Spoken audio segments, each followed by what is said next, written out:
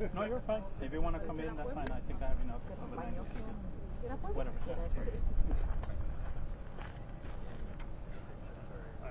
Así como no queremos la cosa. Okay.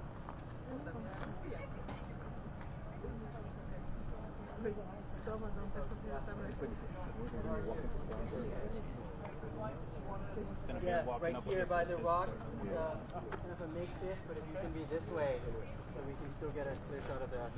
So first person here, and then everyone over this way. Okay, what about the general? Did you want them here too, or we'll save the spot for the general? Yeah, and then I think if you can with two lines, it might keep you all in shape. Two ranks.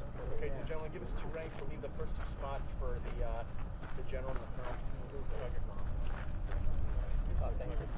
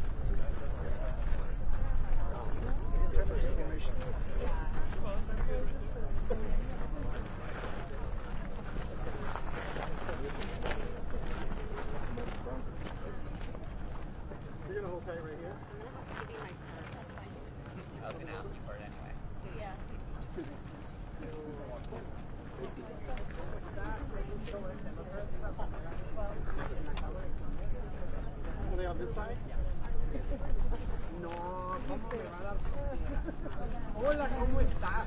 Dejaste el pelo más largo ahora. Estás de pelo suelto. Hola. Hola, ¿cómo estás? Hola, ¿qué tal? María, hola. No que decía que no iba a venir. Necesitamos también. You're the end line. Yes, please. Yes.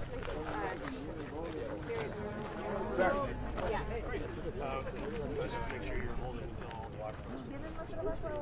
Oh yeah, absolutely. Yeah, absolutely. Yeah, I'll wait to come up. I was just doing like that. Okay, then why you jump the gun?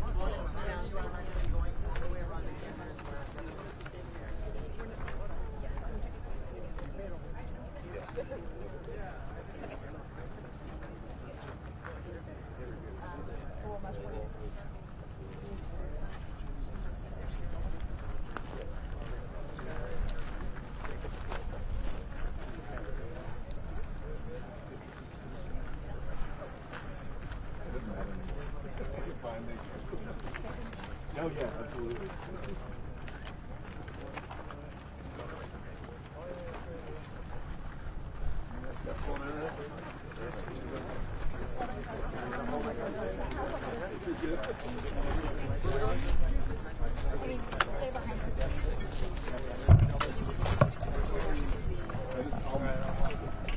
See it.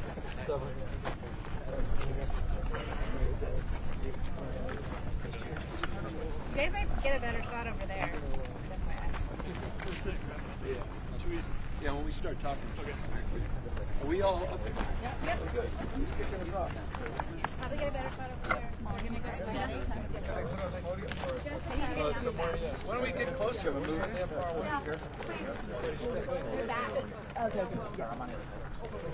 Here.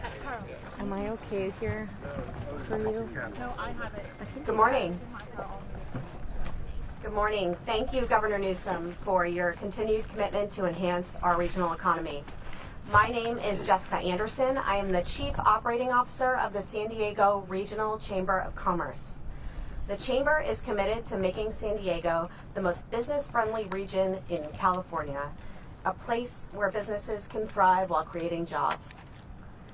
With Mexico being California's top exporting partner and San Diego home to the largest land commercial point of entry across the U.S. Mexico border, it is vital that our region remains globally competitive for trade and international supply chains that are a huge economic engine on both sides of the border.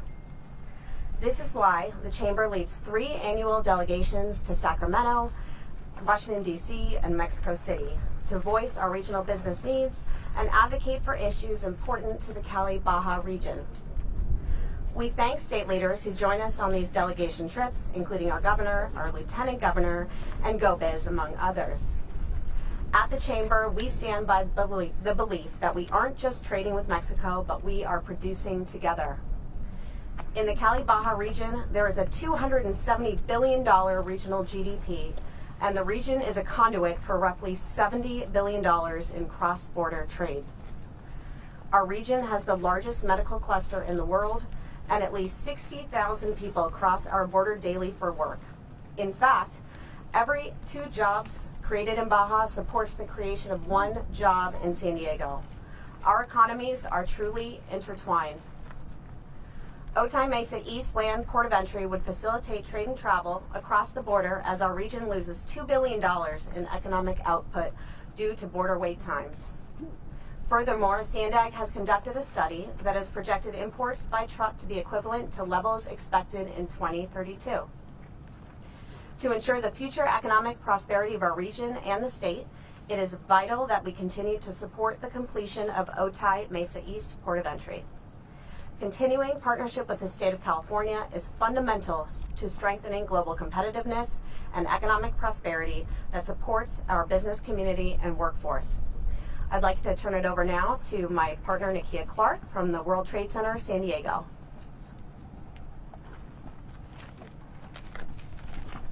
Thank you, Jessica, and good afternoon, everyone. Honored to be here today, welcoming Governor Newsom to our border region. My name is Nakia Clark. I'm Executive Director of World Trade Center San Diego, which is part of our Economic Development Corporation. And here in the border region, global competitiveness and economic development go hand in hand, because when we create jobs, it matters a lot how we connect to the region around us and how we connect to our partners just across the border. So all the economic development work that we do in this region, we strive to do binationally. As Jessica mentioned, we advocate together in DC and in Mexico City around priorities, especially infrastructure priorities that impact the economy here. We go on binational trade missions to Korea, to Singapore, to the UK, to France, to advocate for investment into this region on both sides of the border. And our team works every day with companies, helping them deepen and expand their supply chains in the binational region, which makes the entire United States a lot more competitive.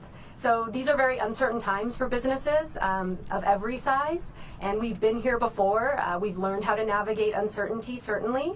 And here in the border region, we come back to what we know to be true about how the economy functions here. We know that what we do here is not trade, it is co-production. We produce things together.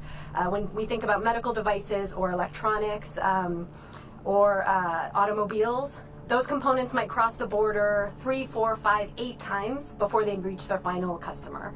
And so 40% of what we import from Mexico every day is actually American made in the first place. That's how integrated we are in terms of our binational supply chains.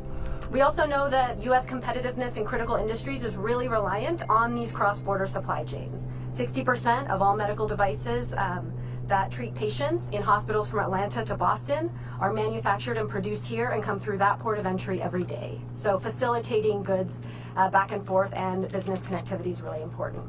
And finally, we know that 98% of exporters, of American exporters, are small and mid-sized businesses. And when it is difficult to navigate, when things are uncertain, that disproportionately impacts small businesses that can't afford to have a supply chain on every continent. They're really reliant on understanding both their customer and their partners in the binational region.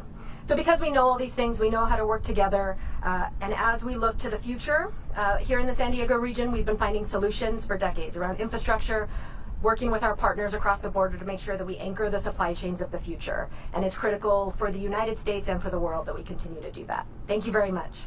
And I'm happy now to introduce my colleague, Eduardo Acosta from R.L. Jones Group.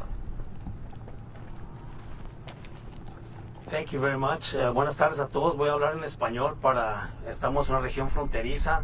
Para mí es un honor estar aquí representando a la Cámara de Comercio de San Diego y a la industria binacional. Estamos a unos pasos aquí de la Garita 2 que esperemos que pronto se pueda abrir. ¿Y por qué la necesitamos? Es muy importante para esta región poder contar con otra garita para fortalecer la relación. Tenemos años fortaleciendo esta región binacional de manufactura, de importaciones, exportaciones. La cadena de suministro en esta región es muy importante y sabemos muy bien que si se impone algún impuesto a los bienes que cruzan esa frontera de México para Estados Unidos, va a ser de gran impacto para todo el avance que se ha hecho. Es muy importante entender que esta región depende muchísimo de la colaboración entre los dos países, las dos regiones. No somos un país, no es una frontera, aunque está aquí una frontera obviamente, pero realmente como se trabaja en esta región, tenemos que ir trabajando equipo, tenemos una gran oportunidad para que en México y en Baja California se puedan manufacturar muchas más materias primas de lo que se ha hecho. Tenemos que traernos mucha de la manufactura de Asia para aquí, por esta región, para que seguir tomando ventaja del Tratado de Libre Comercio, poder aprovechar las oportunidades que tiene la dinámica que tenemos con Estados Unidos.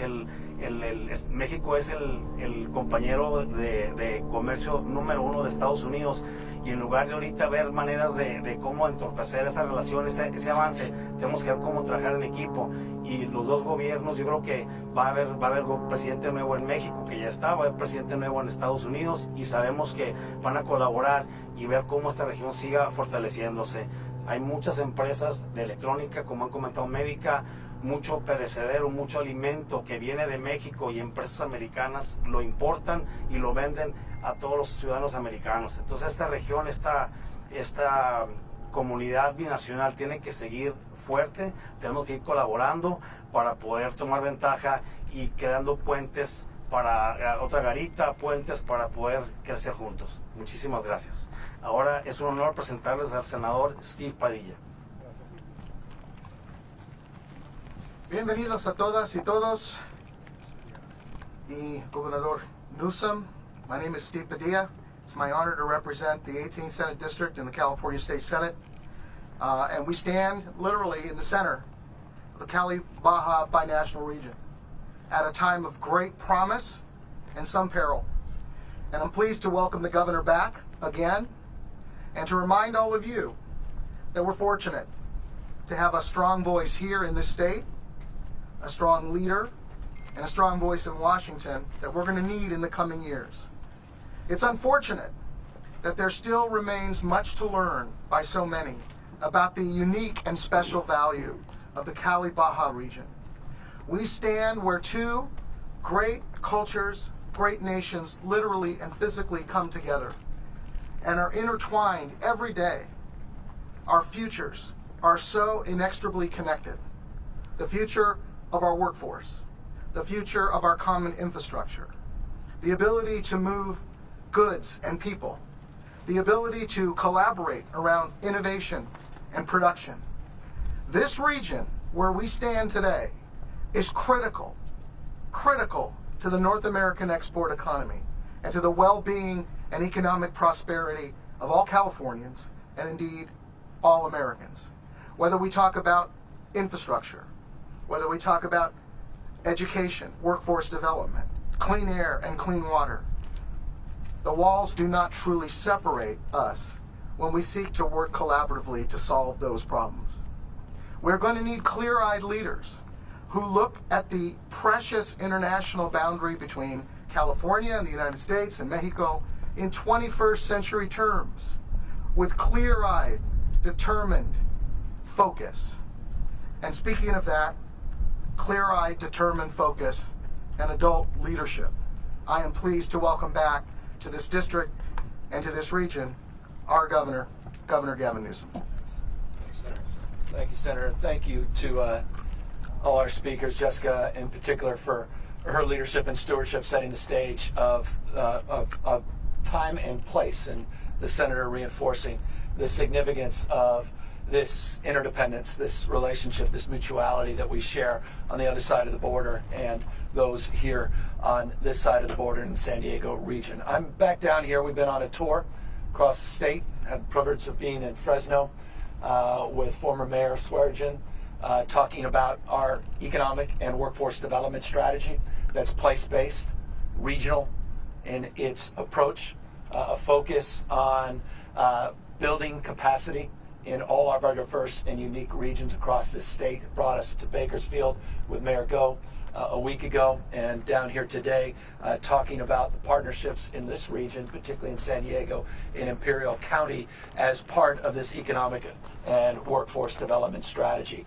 I'll just remind people, this strategy we initiated a year and a half or so ago, investing $5 million in developing place plans, or plans that are unique to the distinctions that define the best of each region, the strengths and weaknesses identified.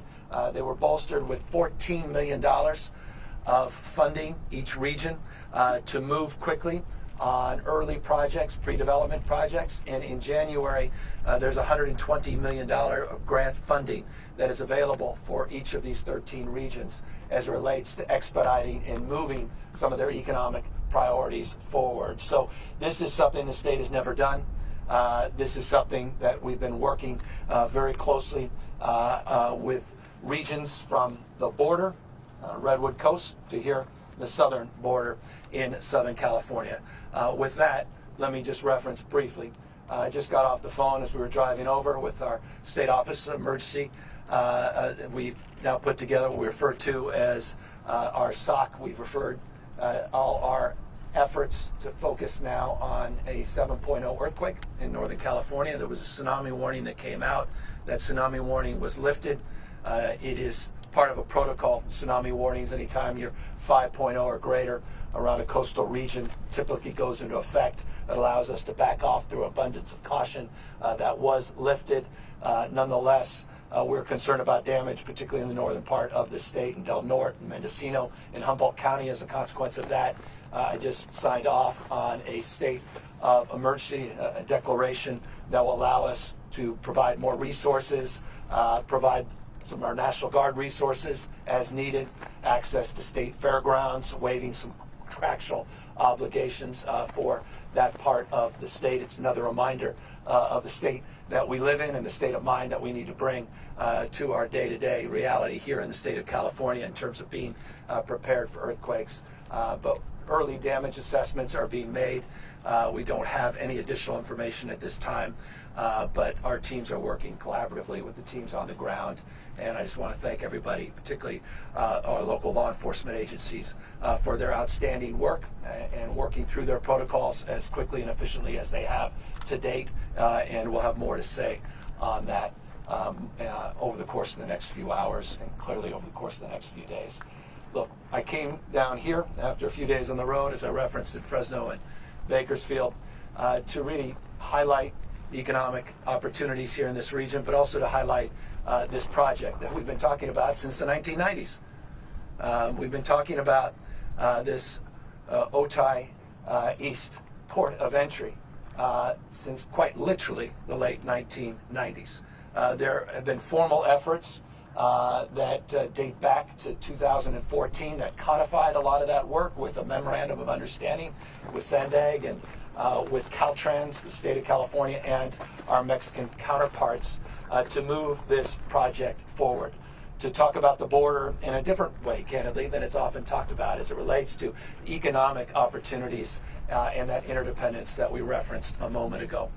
We're finally here to make the announcement that we're going to be moving forward in the next few weeks. We've identified a contractor. We're going to be moving forward with building the roads right behind us to get down to this section of the border.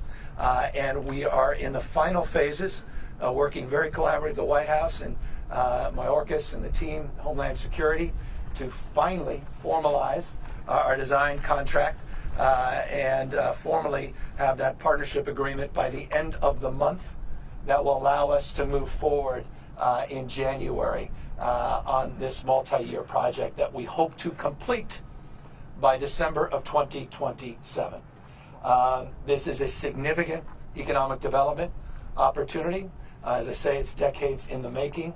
It's been a stubborn project for one reason and one reason alone, full disclosure, operational questions of how we manage this new port of entry and the funding that comes from actively managing it. And that's the process that is unfolding in real time as it relates to the details of this final agreement that we're working with the White House.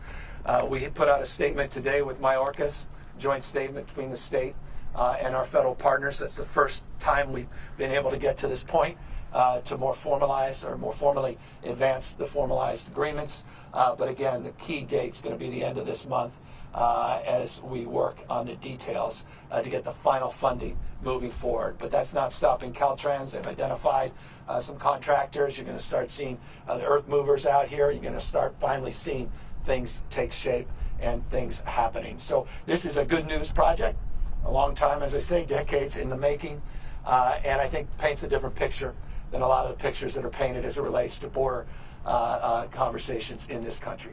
Just briefly on that, there's a reason you see our men and women in uniform behind me, to my left, in front of you. I'm really proud of the work the National Guard's done down here. You know, for many years now, we've had hundreds and hundreds of National Guards men and women supported by the state of California, the general fund of the state of California, doing work to support CBP on counter narcotics, specifically around fentanyl, but not exclusively around fentanyl. Those counter narcotics efforts led by the National Guard, just in 2023, they were successful in seizing 62,000 pounds statewide of fentanyl. I've seen firsthand this operation. I have 5 ports of entry along the border, about 70 National Guard men and women at each of these ports of entry, producing exceptional results. They have been embraced enthusiastically by our Border Patrol, and they've provided the kind of resourcefulness that only the National Guard can provide. Today we're announcing we're going to increase that operation and focus not just on the existing flow coming north into the state of California, into the United States, but looking at the flow going south, particularly as it relates to illicit money and as it relates to weapons. A big part of what happens on the other side of the border as it relates to violence is happening with American-made weapons that come south to Mexico from America. And we need to do a better job to attach a focus of responsibility and energy in that space. There have been good things that have been happening already with the National Guard. We're going to be expanding that with our intelligence gathering operations, analytics work that the National Guard is known for, and we're excited about that announcement today as well. Third, we're also more publicly announcing, or at least formalizing, at least a public understanding that we have applied with the State Department to formalize a National Guard partnership very similar to the one we have in Ukraine. Many of you may not know this. The beginning of the war in Ukraine, President Zelensky, who'd been out in California even prior to the war, was highlighting the partnership between the state of California, our National Guard, and the work they were doing to help train and support the military in Ukraine. We want to build on that partnership with Mexico. And we have formalized that application. It's already in with the State Department to begin the process of approvals that will allow us to build on these existing partnerships that are well established for years with our National Guard and formalize it and scale it to the next level as it relates to what's happening north and south of the border wall you see behind me. So that's the third announcement that we wanted to share with you today as well. And finally, I'd be remiss because it goes to the subtext of what you heard from our speakers. There's no state that'll be impacted more and has been already impacted more by this tariff conversation, this tax conversation that the president-elect is having. The impact's already being felt. We have seen the benefits of the USMCA as it relates to nearshoring. We've seen the benefits of these partnerships, and we have seen the economic output that has been extraordinary. That momentum, particularly as it relates to the diversification of supply chains, particularly as it relates to those relationships in China, that is now stubbornly in question as it relates to the impacts of a proposed 25% tax or tariff on goods coming from Mexico. That would lead, as an example, don't take my word for it, any objective analysis, upwards of you having to spend $3,000 more to purchase a car coming from Mexico if that tariff is indeed imposed. It begs the question, is the president-elect embarrassed by his own leadership as it relates to what he often describes as his USMCA? Did he do something wrong with that agreement that now he wants to throw it out completely and impose 25% tax increase on the American people? No state more impacted by that, no region more impacted by that. Small businesses that will lose customers, jobs that will be lost, the inflationary impacts on every single one of you, the cost of food that will go up, cost of tomatoes at the supermarket, the vegetables, over half that come in from Mexico, the impacts of retaliatory trade on the ag community. No state more impacted by the retaliatory impacts than the state of California. Just consider a simple fact that this ag export dependent industry in the great state of California, that 43% of just 3 products exported around the world, almonds, dairy, pistachios, you can add walnuts into that, they will be impacted significantly. And those farmers, ranchers, will be impacted disproportionately if these tariffs go into effect. And I didn't even bring up the mass deportation components of it. You know better than I do. When you look at farm workers, the last estimate, roughly half are undocumented. Close to 90% have been in the state for years and years and years. They're not going back and forth. Close to 60% have kids. The impacts of mass deportation on the cost of food in this state, in this nation, are off the charts. This is serious business. And so I just want to highlight that as well. No state more impacted. Construction industry. Nationwide, we estimate 13% of the folks out there are undocumented. We know in states like California it's significantly higher. The impact to housing costs. This is serious business. And so this is a serious moment in California's history, the region that defines Baja in California, the dynamism that's been well established here as it relates to co-creation, creativity, the entrepreneurial spirit that's defined between the 2 regions, north and south, but also as it relates to the impact on the American people and families all across this nation. Final word, don't think for a second this won't impact you. 90% of these tariffs will impact the bottom of our economic chain, meaning lower wage workers that pay over half of these taxes. So this is an aggressive tax that will have profound impact on progress and momentum that we're starting to enjoy in the tentpole of the American economy. $3.89 trillion a year economy. There's no economic growth in America without the success and the vibrancy of this region and the state of California. 71%, by the way, of America's output are happening in blue counties, that seem to be under assault, at least rhetorically, by the president-elect. Forgive me, I didn't want to make this too political. I don't know, there's a lot of mixed status here as it relates to different points of view politically. But I hope we can all agree the impacts on this region and your pocketbook will universally be felt regardless of your politics. That's a betrayal that needs to be revealed to those that embraced and supported this agenda.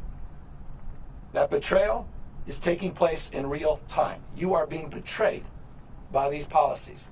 The impact exists now, even before these tariffs have been imposed. That's not something you should take my word for it. I just met with leaders in the business community that said already the momentum has been impacted as it relates to nearshoring in anticipation with the uncertainty of these tariffs. So that is the final commentary in these long-winded remarks. But I feel very passionate about this because we care about this state, we care about border security, but we also care about economic security, and we care about two-way trade, and we care about our partners on the other side of this border that have well-established partnerships. And I'll just say one final word. I had the privilege, and Jessica, thank you for being here, to be with the former mayor of San Diego on a trade mission with the San Diego Chamber of Commerce in Mexico with hundreds of business leaders. And it's always nice to be back here to be reminded that we have enlightened leaders, regardless of political stripes, in the business community that understand the stakes of the debate and the stakes of the conversations we're having all across this country. With that, we're happy to answer any questions, and if they could be on this topic, then we can have folks behind me, including Dee Dee Myers, my economic development czar, answer them, and if they're not, we'll let them go because I don't want you all to be stuck here. Governor, given the balance that you're trying to strike here between economic development and trade and border security, do you expect to see the Trump administration cooperate with you on projects like this one when they come into power in January? Well, he helped, he's one of the supporters, going back 2018, some of the efforts under the Trump administration allowed us to make progress incrementally on this project specifically, so I hope they'll consider their own imprint as it relates to this project, and I hope they'll continue to support it, recognizing the economic imperative of doing so. It's in the interest of the American people, it's the interest of this region, interest of this state, but it's the interest of the U.S. economy, absolutely. And on mass deportations, obviously there have been some lawmakers in California who have said that there should be no cooperation with the Trump administration. As governor, are there any instances in which you expect to direct state resources to cooperate with the Trump administration? Well, our approach has been consistent. We don't interfere with federal right to advance federal laws with federal resources. As it relates to the rules that are well defined in the state of California, going back to the previous gubernatorial administration and legislative agendas, we cooperate in many cases. Other cases, there is a requirement of cooperation based on certain criteria and conditions. And we abide by those rules and that engagement and that protocol have consistently. So that's the approach we take. Again, not a closed fist as it relates to these issues, an open hand. But again, co-opting local law enforcement to make them federal immigration is not something consistent with the law of the state of California. It was upheld by the federal courts not too many years ago by the Trump administration that tried to assert that that was an unconstitutional act, SB 54. It turns out on the basis of their actions and the federal court's adjudication that it indeed is not. Hello, Governor. There's a lot of frustration on both sides of the border over the continued delays of the Otai project, and I'm wondering whether like it was supposed to open this year, and now we're being told 2028. I'm wondering whether any of the announcements, the pending agreement, the work that's going to start, will that expedite the opening date? Do you have a new date that we could? Well, I gave you the date, and I'm giving you December 2027. Sounds better than January 2028. And I'm here to jumpstart this. I'm with you. Let me express my own frustration with this. And we've been very active. Tijuana River been active on a lot of border issues in the last many years, but particularly in the last few months. In the remaining months of the Biden administration, and so we want to lock as many of these things up as we can in terms of commitments and meet these timelines. So we're going to hold them to the timeline at the end of December, get this agreement. I'm going to be held to account as it relates to our obligations at the state level, as it relates to Caltrans work and getting this contractors to start on the road construction. And we're going to try to keep all our feet to the fire as it relates to SENDAG's component, their responsibilities as it relates to meeting that December 2027 deadline as well. Thank you. Appreciate it. Governor Jim Avila from ABC San Diego. My question is, as you know, elections have consequences. Donald Trump won the election. There was quite a bit of criticism from Democrats during the Biden administration when Texas attempted to take over the immigration rules. Shouldn't those same criticisms be in California when California attempts to take over and stop deportations? Well, I don't. Like that? I mean, it's a hypothetical. So I imagine in that hypothetical situation, one would be open to a criticism along those lines. But you're expressing, again, a hypothetical. It's not an evidence. I just told you, as it relates to the last question or question two prior, that California's posture remains. The federal government, we do not interfere in the federal government's right to enforce federal law using federal resources, period, full stop. We also have a legal obligation to abide by the law in the state of California that, as I said, was upheld by the Ninth Circuit. And we intend to do just that as well. So, as it relates to a hypothetical, we'll have to address that if indeed that transpires. But I think our approach is one that's sound and thoughtful. Doesn't it mean, though, that you would have to cooperate with deportation? And you said you won't. Well, I've not said that. So forgive me if you quoted me, or rather forgive you if you've quoted me. As it relates to cooperation, it's well established. And I encourage you to take a look. It's complicated. SB 54, no one suggesting it's not. I'll give you an example. As governor of the state of California, I'm responsible for the California Department of Corrections, federal state prison. The state of California cooperates with ICE as it relates to people that have completed their sentences, and there is a handover to ICE as it relates to deportation. That's just one specific fact. That's well in evidence in the state of California as it relates to the role and responsibility of the executive branch vis-a-vis state prisons.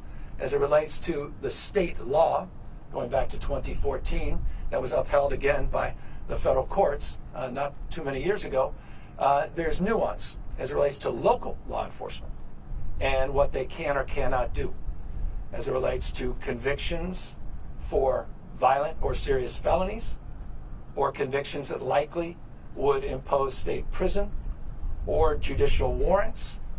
I can go down further nuance and list, and there's different requirements as it relates to local jails and local law enforcement and what they can or cannot do vis-a-vis deportation and cooperation and collaboration with ICE. And again, those are well-established protocols that have been in effect. The ability to interview people that are incarcerated, well-established and continues in the state of California. Judicial warrant, you can actually coordinate and collaborate with federal authorities as it relates to transportation. So all of these things, I encourage folks, it's not black and white. Don't fall prey to what you see on TV all the time or the press that want to make this, it shouldn't be easy on folks. There's nuance here. And that nuance is well established in California, and I hope I've established some criteria of consideration as it relates to some of that nuance for you to consider. Hello, so I don't know if this is part of the pending agreement with the federal government, but is there any commitment by DHS to have this new port of entry fully staffed Because that has been a problem with the current. That's the negotiations. The current negotiations. The heart of the negotiations that are ongoing and we anticipate conclude by the end of this month. And another question. And you mentioned the National Guard will expand operations for southbound operations. Can you just clarify what is that going to look like for the people that go back and forth? Well, and as it relates to that, we're building on existing operations. We have, I think, about 6 versions of. Well, you know what? You got that damn head of the National Guard here. We might as well take advantage of this. So, yeah, let me touch on that just briefly. We're not going to talk about it in any great detail, given the operational security concerns we would have on an operation like that. However, like the governor said, this builds on the existing capacity and capability that we're already delivering to a variety of federal, state, local, and tribal law enforcement agencies across California, not just along the border, but up and down the entire state. So what we intend to do is enable existing law enforcement task forces to do a better job of interdicting guns and money heading south. We have a duty and responsibility, at least in my mind, to do that work better than we're currently doing it. We have a broad support across the law enforcement community to support their efforts to do that. Well said. Hi, Governor. My name is Marina Zavala. I'm news reporter for Telemundo in San Diego.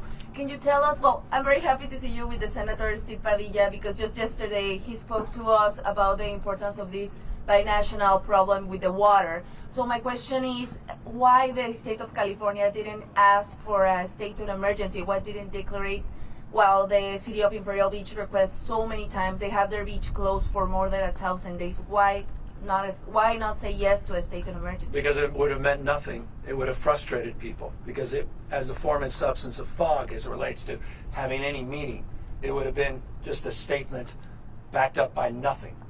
What we've done is we've gone back over and over and over again to Washington, D.C., and we've been successful getting now $453 million, getting hundreds of millions of dollars in the current budget that's being debated.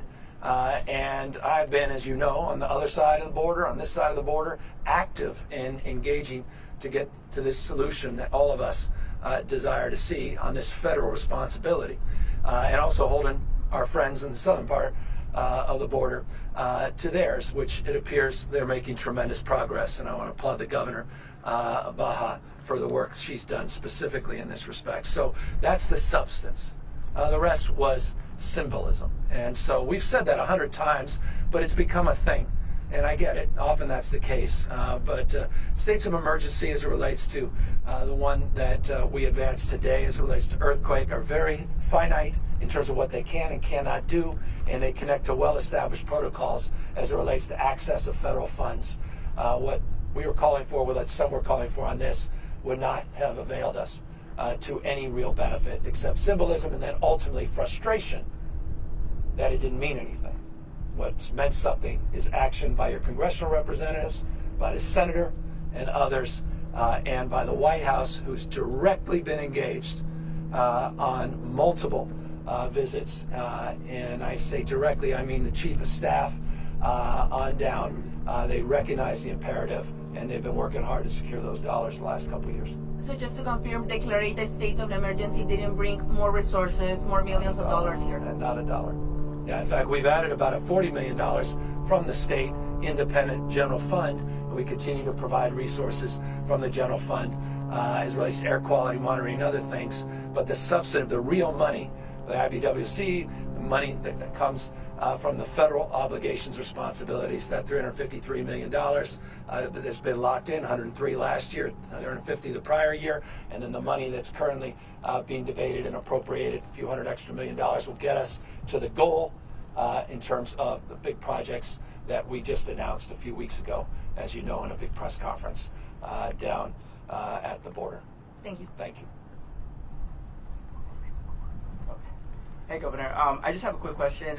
Tariffs have been a huge topic of conversation, and this looks like an economic gateway to that continuous conversation. I want to ask you, what do you feel is still maybe the misunderstanding the public has in terms of how this tariff will impact their daily lives? They don't know what tariff means. I asked 9 out of 10 people, what's a tariff? They say, I said, no, what is it? Tariff's a tax that you pay for. It's not even complicated. This is one of the biggest tax increases in U.S. history that this guy, Donald Trump, just proposed. That's a hell of a thing. And that is disproportionately impacts you. Impacts the cost of oil and petroleum. You're upset about costs of oil? It directly impacts the cost of oil. Impacts the cost of medical drugs. Impacts the cost of food. It's a tax that you pay for. And you know what? Most regressive tax that exists and the modest revenue it generates is to offset a massive tax cut for billionaires and corporations. That's what he's proposing. You can't make this up. And he's proposing it on 2 partners, Canada and Mexico, that he just advanced a partnership with a few years ago, the USMCA, that did the exact opposite, where there were no tariffs, no taxes. And that's allowed the dynamism and allowed the economic development and lowered costs. So this has an inflationary impact. And again, there's people on the left and the right, they universally say it.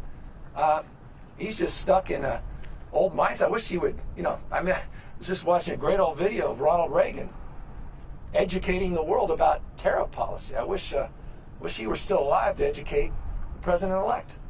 But he couldn't be more wrong. Targeted tariffs, I'm not naive here about how they can be used effectively.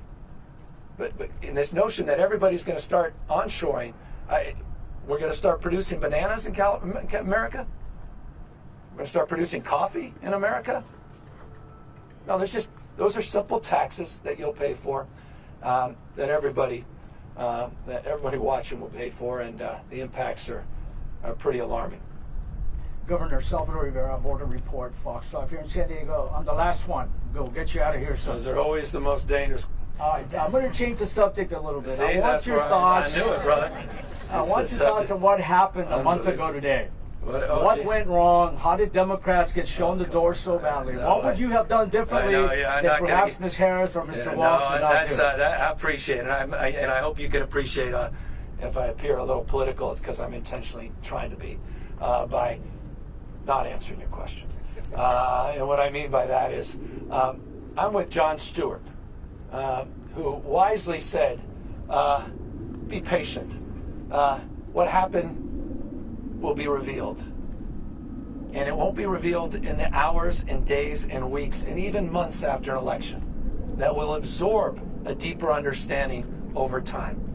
And that's the approach I'm taking. I wrote out, I'm not making this up, there's about 6 pages I have in notes. There's my mother and dad's grave in the car of everybody's punditry that completely contradicts everyone else's punditry about what happened. And I did that purposely for my own absorption and edification, that it will reveal itself. I don't have a clear answer to it, and so as a consequence, I won't attempt to answer it. Jess, can you tell the Hispanic community, especially in the border towns, how is it the role of the National Guard that is going to be with criminals, stopping the criminals and all that, but not in the other side? Yeah, no. Can you please? Yeah, no, look, since 2022, November 2022, we've had 392 National Guards men and women doing extraordinary work that has not in any way, shape, or form created any kind of anxiety or impacted the community in the state of California outside the focused efforts on counter-narcotics and addressing the issue of drugs on our streets and our drugs all across the state, and have helped absorb some of the burdens placed upon Border Patrol as it relates to lack of staffing at ports of entry. So this is a consistent operation that we want to maintain, and then the expansion of that will just be focusing on issues related to illicit money coming south and weapons of war that often come from states, neighboring states, less from the state of California, but come through the border to Mexico. So don't fear the expansion of the National Guard is inconsistent with the past practices and policies. But I do want to just close on this. If you were the last two final questions, I'll make this the last final point. It's frustrating to me. You have a president, it goes to the question about operations and the lack of funding from the federal government to fund the appropriate level of staffing for asylum judges, for border patrol, fill in the blank. And that was all presented just a few months ago as an opportunity to actually resolve and address. And President Trump called the Speaker of the House and told him not to do it. The hypocrisy here is so extraordinary. And it's an Orwellian thing that they can spin all of this and somehow mislead people into thinking they have your back on a lot of these issues. So I do hope we get the resources for CBP, for Otai, Mesa East. We're working with the Biden administration to advance that, but it has to be codified certainly by the Trump administration. And I hope they come to their senses on tariffs. I hope they come to their senses on looking at the border not just as a cudgel, but looking at the border as many people do down here from an economic perspective and looking at broadening the rhetoric as it relates to what's happening all across this country, but particularly here in one of the most dynamic economic regions anywhere in the world. With that, we're thankful. All of you took the time to be out here. Thank you, guys.